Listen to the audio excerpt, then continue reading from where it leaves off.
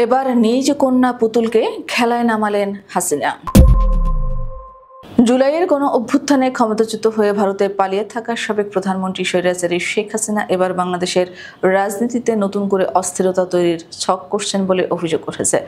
এই পরিকল্পনার কেন্দ্রে রয়েছেন তার কন্যা সায়মা অজেদ পুতুল, যিনি এখন আওয়ামী লীগের কুখ্যাত propaganda cell centre for research and innovation (CRI) এর নেতৃত্ব দিচ্ছেন। বিভিন্ন ভারতীয় ও বাংলাদেশি মিডিয়ার সূত্রের বরাত দিয়ে জানা যাচ্ছে, দিল্লির অভিজাত লুটিয়াস এলাকায় একটি গোপন সদর দপ্তর থেকে এই সাইবার যুদ্ধের কার্যক্রম পরিচালিত হচ্ছে, যার মূল লক্ষ্য অন্তর্বর্তীকালীন সরকারকে ব্যর্থ প্রমাণ করে হাসিনার প্রত্যাবর্তনের পথ তৈরি করা। ভিডিও প্রতিবেদনে দাবি করা হয়েছে, নয়াদিল্লির লুটিয়াস এলাকায় একটি ঐতিহ্যবাহী বাংলোকে CRI এর নতুন সদর দপ্তর হিসেবে ব্যবহার করা হচ্ছে। এই সুরক্ষিত এলাকারই অন্য একটি বাড়িতে আশ্রয় নিয়েছেন শেখ হাসিনা। মা মেয়ের এই নীরব সমন্বয়ের মাধ্যমে পরিচালিত হচ্ছে এক বহুমুখী সাইবার আক্রমণ, যার লক্ষ্য বাংলাদেশের স্থিতিশীলতাকে নষ্ট করা। পূর্বে CRI এর কার্যক্রম দেখভাল করতেন হাসিনার ছেলে সজীব অজেদ জয়, কিন্তু তিনি যুক্তরাষ্ট্রের নাগরিক হওয়ায় তার পক্ষে প্রকাশ্যে এ ধরনের রাজনৈতিক কর্মকাণ্ড পরিচালনা করা কঠিন। সেই শূন্যস্থান পূরণ করতে এখন মাঠে নামানো হয়েছে বিশ্ব স্বাস্থ্য সংস্থার সাবেক কর্মকর্তা সায়মা অজেদ পুতুলকে। তার বিরুদ্ধে দুর্নীতি ও ক্ষমতার অপব্যবহারের অভিযোগ থাকলেও তাকেই এখন মায়ের রাজনৈতিক উদ্দেশ্য বাস্তবায়নের মূল চাবিকাঠি হিসেবে ব্যবহার করা হচ্ছে।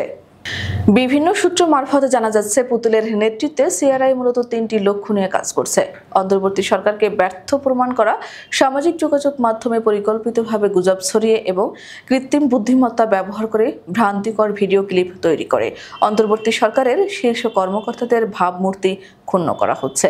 তাদের প্রতিটি পদক্ষেপেই বিতর্কিত করে জনমনে অনাস্থা তৈরি করাই এর মূল উদ্দেশ্য। জাতীয় নির্বাচন ভণ্ডুল করা, দেশের ভিতরে একটি অস্থিতিশীল পরিস্থিতি তৈরি করে জাতীয় নির্বাচন পেছানো বা ভণ্ডুল করার চেষ্টা করা হচ্ছে। ছাত্র সমাজ ও মধ্যবিত্তের আন্দোলনকে বিভক্ত করতে শিক্ষাঙ্গনে সংঘাত সৃষ্টি এবং সাম্প্রদায়িক উস্কানি দেওয়ার মতো বিপজ্জনক পথ হাঁটছে এই চক্র। রাজনৈতিক দলগুলোর মধ্যে বিভেদ সৃষ্টি, বিএনপি, জামাত ইসলামী এবং ছাত্র জনতার গণ আন্দোলন থেকে গড়ে ওঠা নতুন রাজনৈতিক শক্তিগুলোর মধ্যে অবিশ্বাস ও বিভেদ তৈরির জন্য পরিকল্পিতভাবে গুজব ছড়ানো হচ্ছে।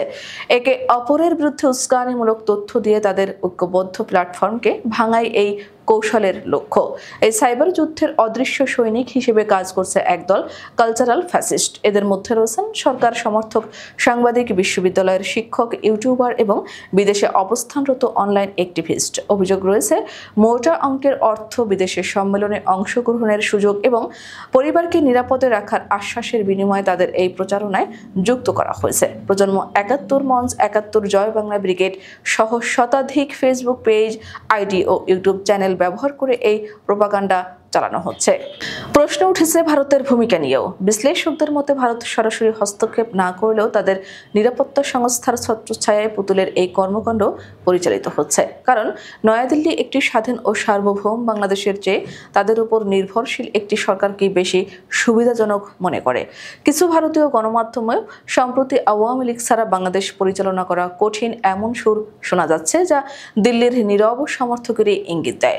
সব মিলিয়ে দিল্লির লুটিয়াস বাংলো থেকে সায়মা অজেদ পুতুলের নেতৃত্বে যে অদৃশ্য সাইবার যুদ্ধ শুরু হয়েছে, তা বাংলাদেশের জন্য এক অশনি সংকেত।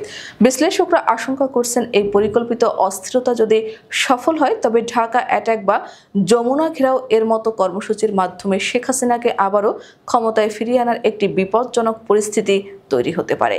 বাংলাদেশ কি তবে আবারও মোদি, হাসিনা ও পুতুলের আঁকা অদৃশ্য অন্ধকারের ফাঁদে পড়তে যাচ্ছে? এই প্রশ্নই এখন ঘুরপাক খাচ্ছে রাজনৈতিক মহলে।